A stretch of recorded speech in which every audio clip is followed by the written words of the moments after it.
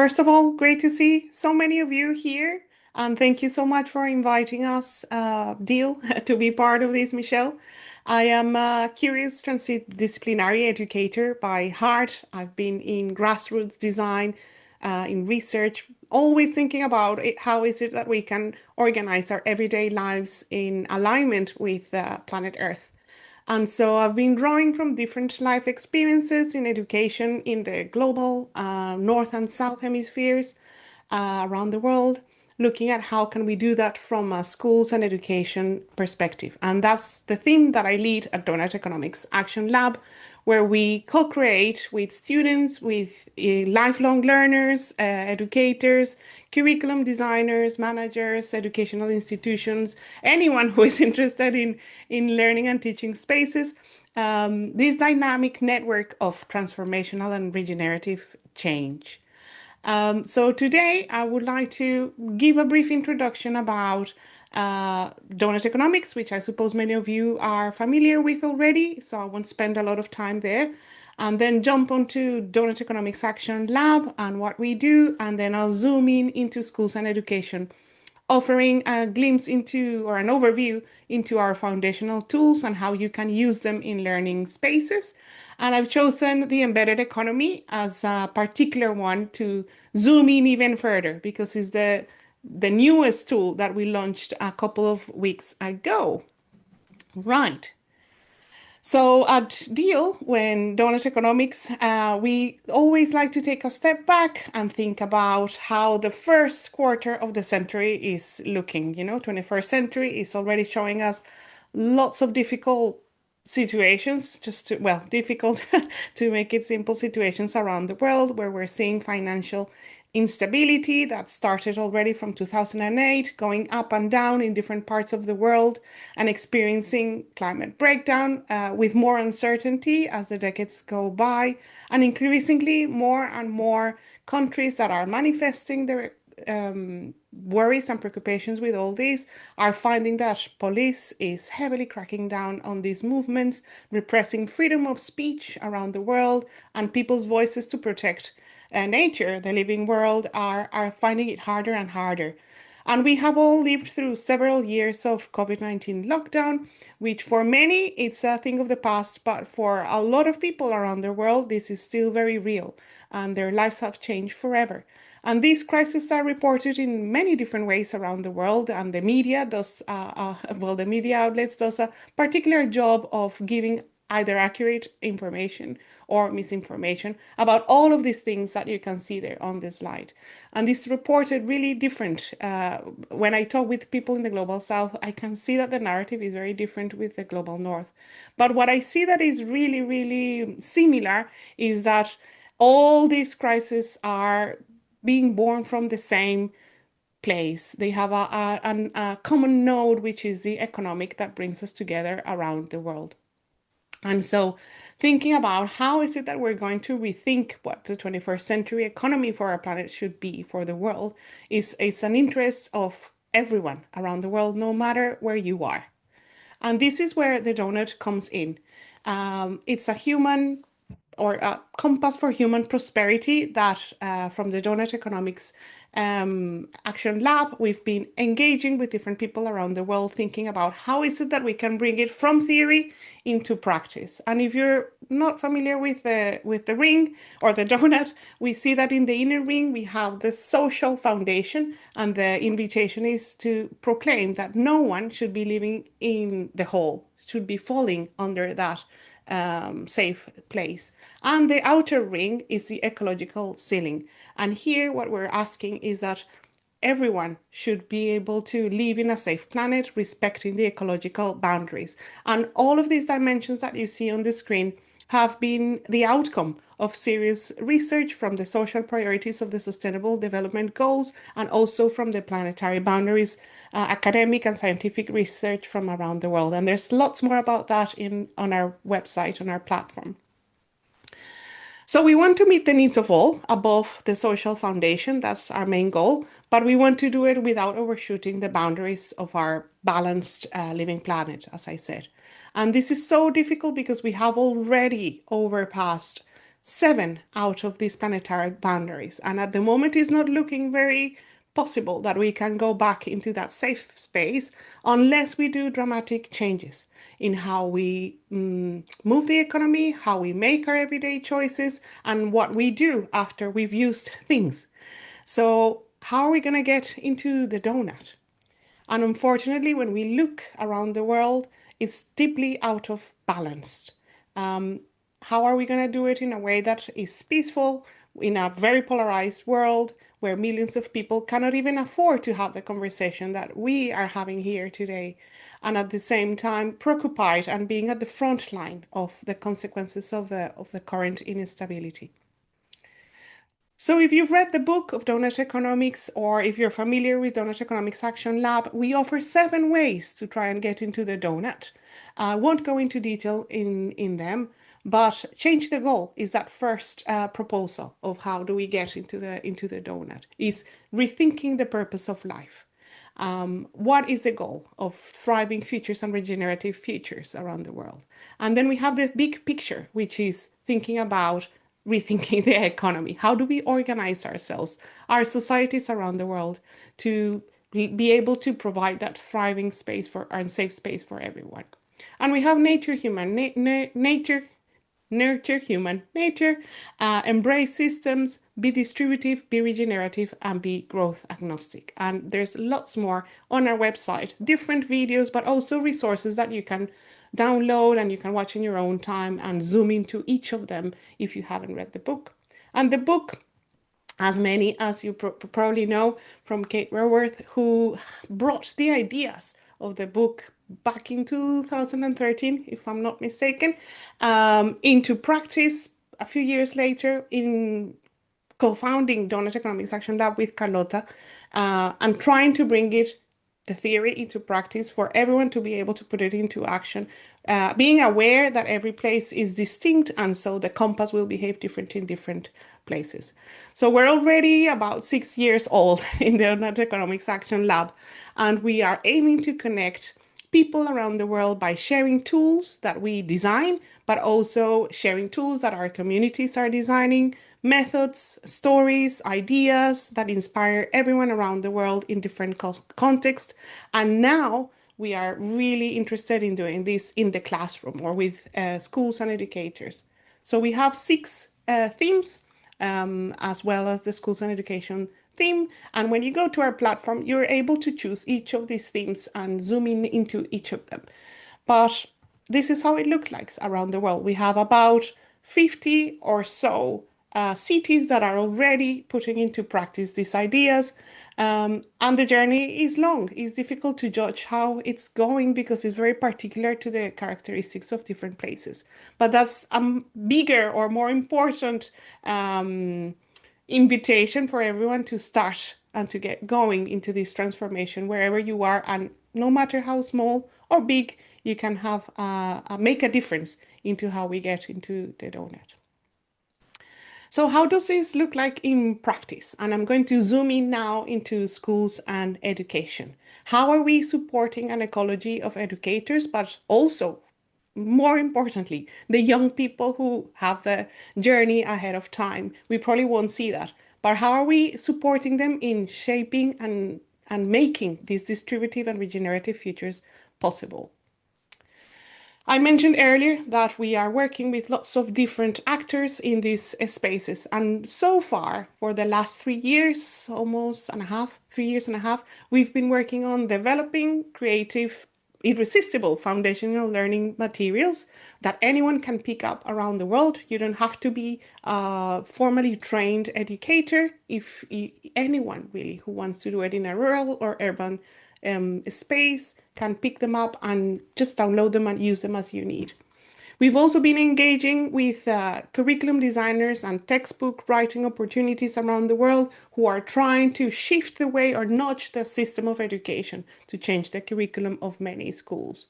And we are also engaging with schools and educators, institutions who are rethinking the whole management of schools and their purpose, but also starting from zero. So proposing new ways of educating people that allow them to live within the donut.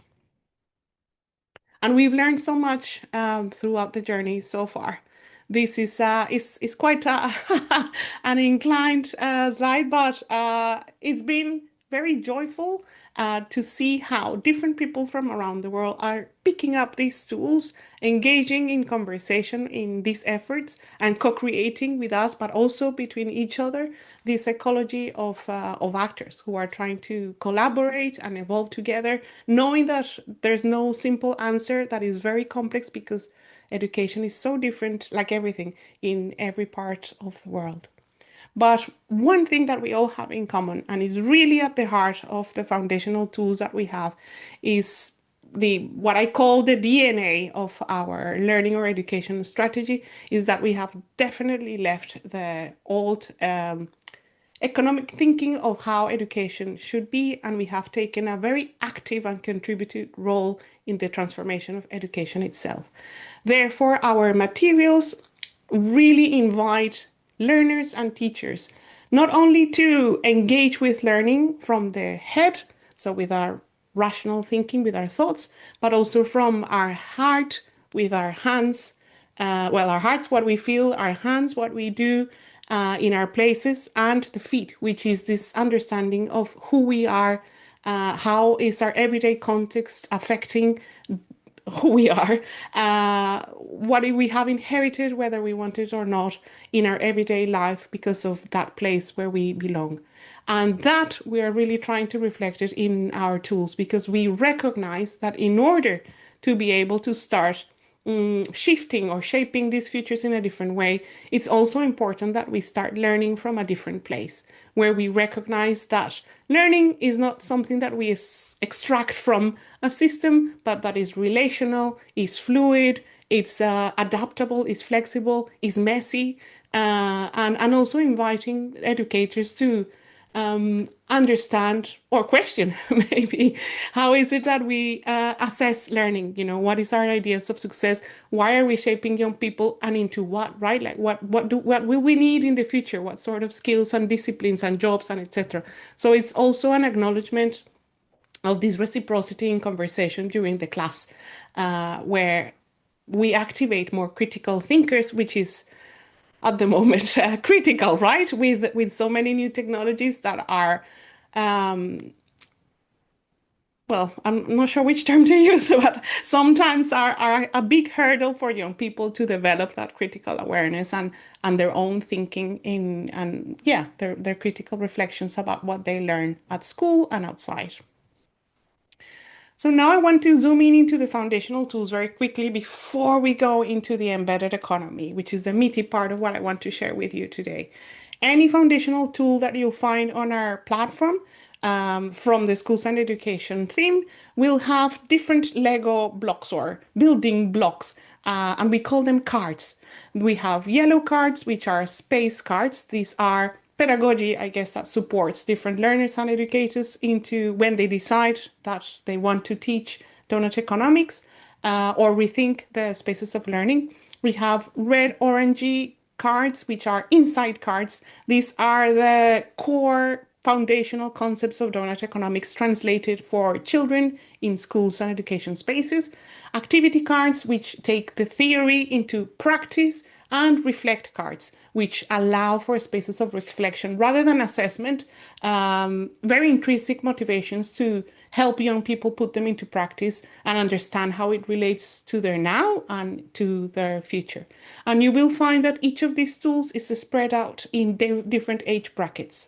5 to 7 year olds, 8 to 11 years old, 12 to 16, and 17 to 18-year-olds. We suggest different ways of making these classes or sessions in your education spaces, but they are super flexible. So feel free to take what you need. You don't have to follow our suggestions. If you're super short of time, you can pick just one card and use it as you need. You can adapt them as you need. I'll talk a little bit more about that later. If you're interested in all of our foundational tools, you will find them on our platform for free to download. Download them first so you can adapt them. And you will also find them on our YouTube channel, where you will be able to find introductory videos that help you understand how they work. It's really simple, but there's a lot. So they may be helpful as well to get comfortable with the tools.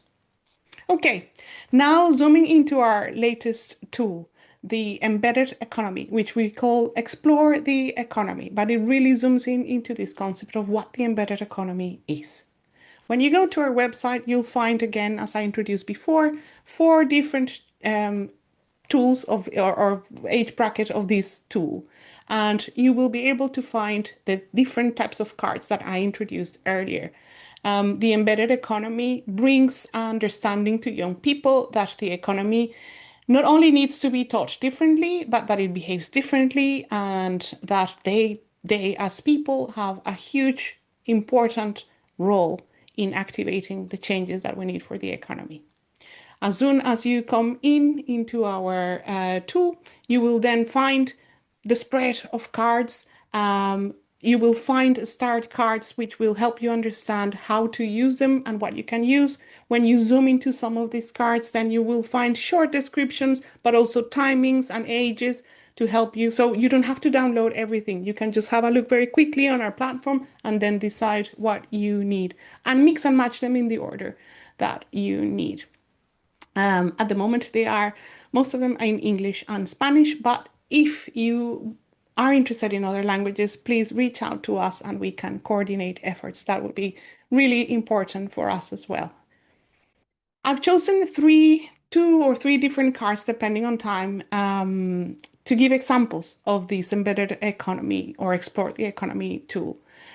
Which I hope will give you a closer flavor of how they work in practice and how you can adapt them to your own spaces. So here on the screen, I have the zoom into the economy, which is one of the insight cards that brings the core concept of the embedded economy. And you have those yellow balls at the top, which show you that there will be different ages for you to adapt them. And this is so important because when we discuss this with people from around the world, we find that sometimes the different school systems, well, they don't align for sure, but also depending on the situation of countries, for different reasons, they may be ahead or behind of other systems. So it's really important that you have a closer look into these different age brackets and find the one that relates to your context and to your needs. These tools are for any subject. You don't have to be an expert in economics. We have lovely teachers using them in geography, maths, arts, even in special sustainability days. So I hope that when you have the chance to zoom into them, you will find that you will be able to use them and adapt them to your needs. So the zoom into the economy card covers very quickly what the donut is. Although if you have time, we would recommend exploring Hello Doughnut, which is that first foundational tool that we launched 2 years ago. But this card will give you the basics information of embedded economy and how it behaves in the world and how it relates to young people. We usually start with slides where we offer teachers to replace the images with images that are related to the context where the children are. So this, what you see on the screen is just an example.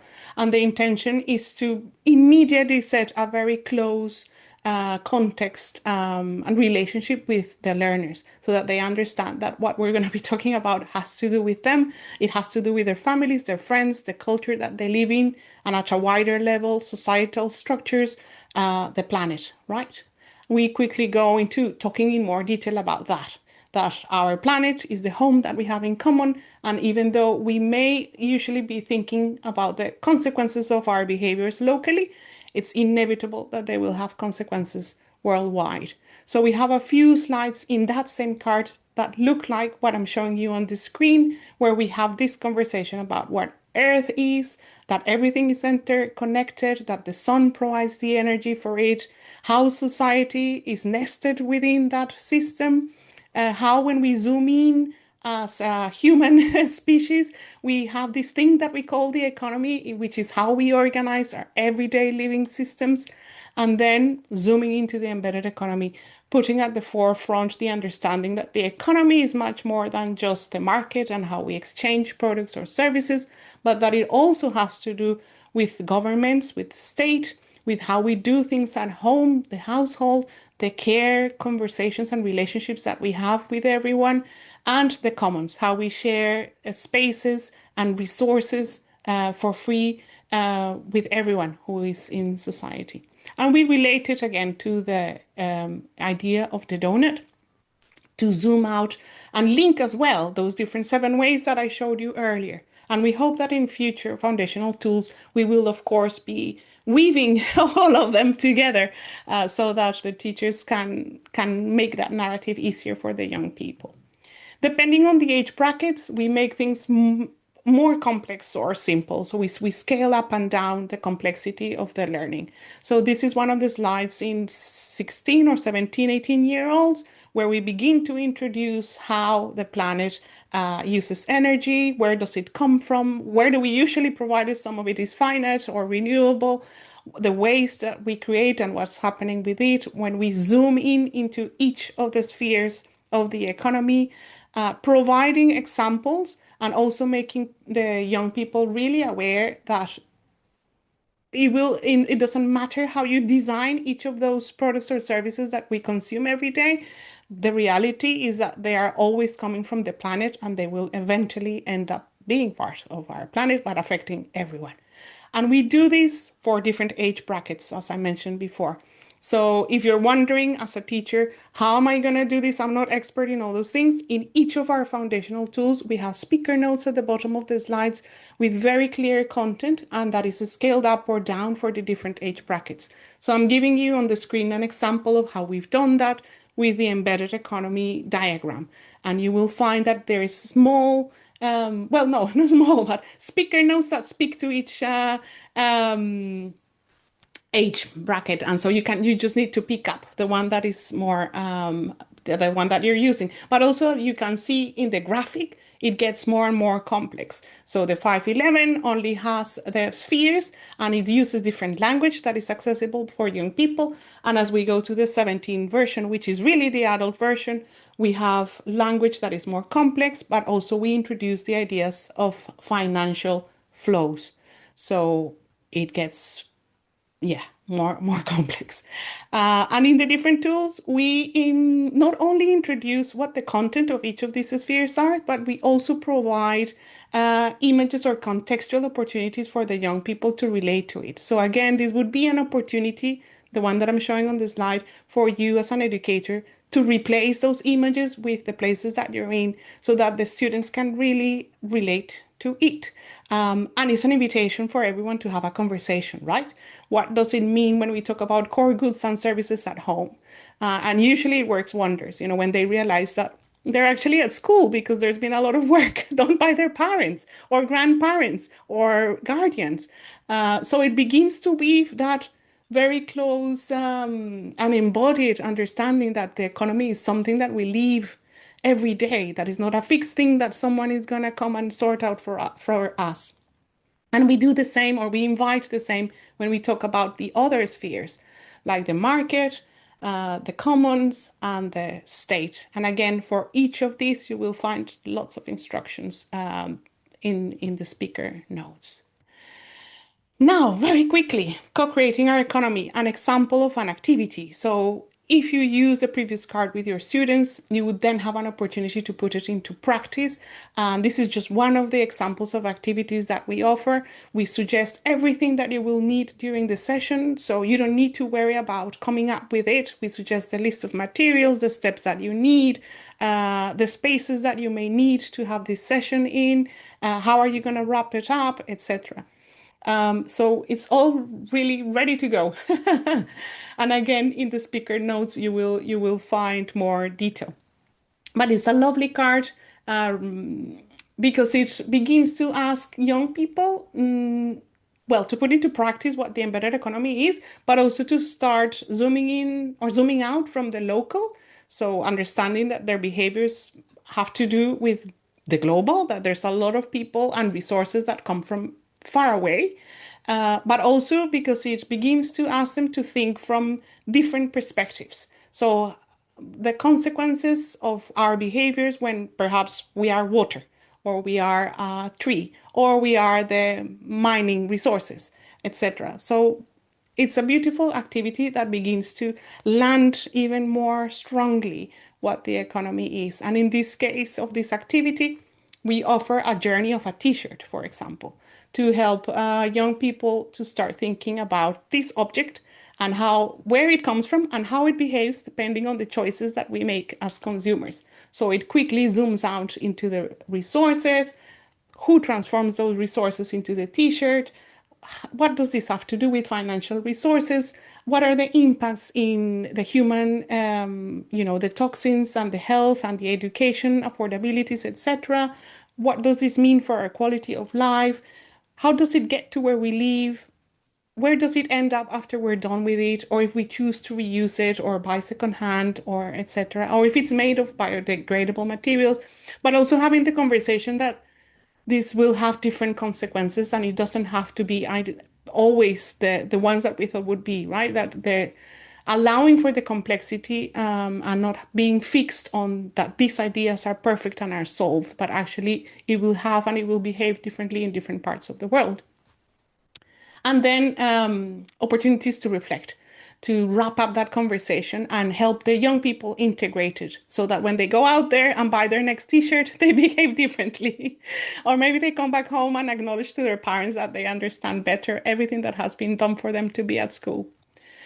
And Needs and Wants is the final card that I want to share with you. This is another activity. This is inviting young people to have a conversation among them, to think about what they think is really important in their everyday life and try and map it in a long line, thinking about reflecting as well what is a need, what is a want, how does it change or behave differently in the embedded economy depending on your choices, but also having the conversation with their own peers about what they think is important and acknowledging that these are affordabilities that depend on your own socioeconomic context, and having a conversation what with this would be perhaps with your grandparents or with different people around the world, what are needs and wants really. So again, inviting people to take a more proactive, transformational, enacting the change that we need to see.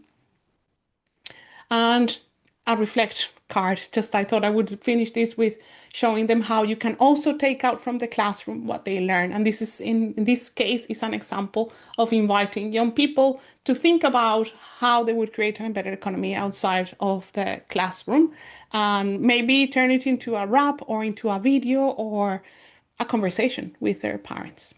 That's it. It's been super quick, but I hope this has really given you a great flavor of what the tools are and what you can use them. Thank you so much for being here and listening, and I'm very happy to answer any questions that you may have.